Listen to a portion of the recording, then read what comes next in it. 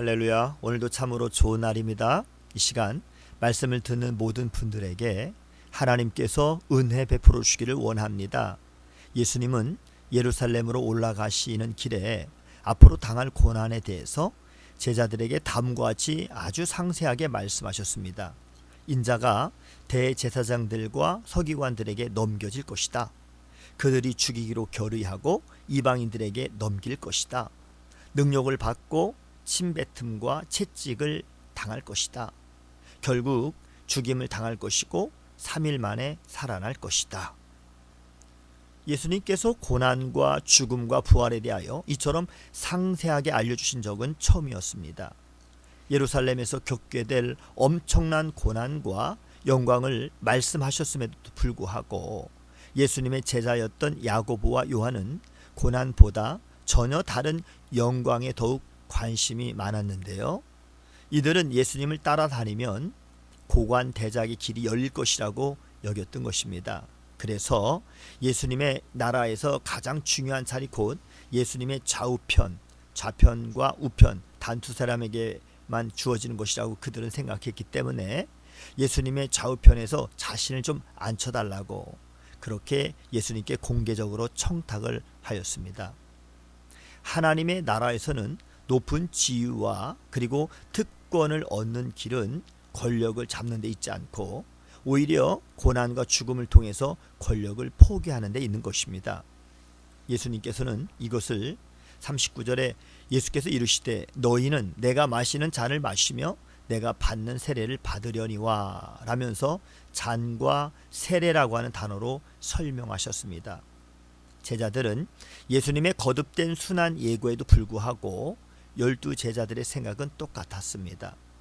예수님의 양옆 자리의 의미를 제대로 깨닫지 못하고 세상의 영광과 하나님의 영광을 구분하지 못해 어리석은 행동을 하고 있었던 것이지요.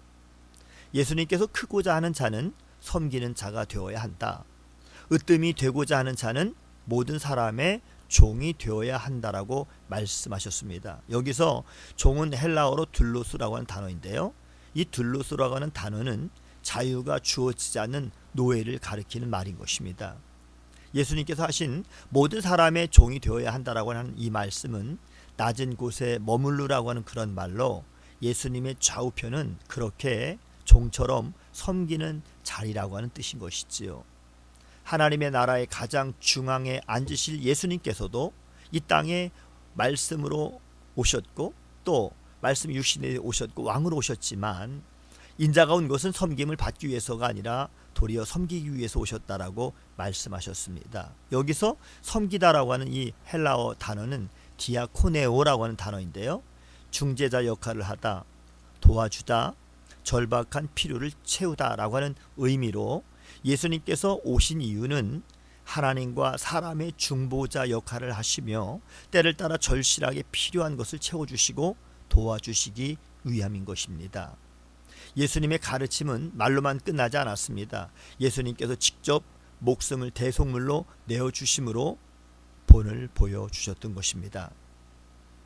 세상은 길을 쓰고 올라가려고 하는 곳이지만 반대로 하나님의 나라는 길을 쓰고 내려가야 한다는 것입니다.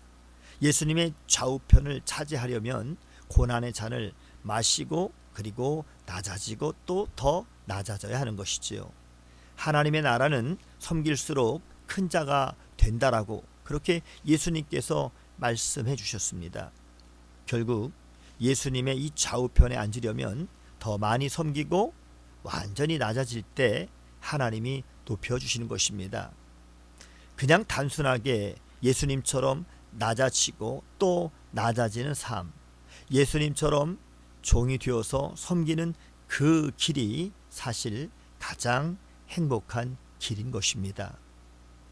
오늘도 복된 날 주님과 함께 동행함으로 승리하시는 복된 성도들 다 되시기를 주님의 이름으로 축복합니다. 샬롬.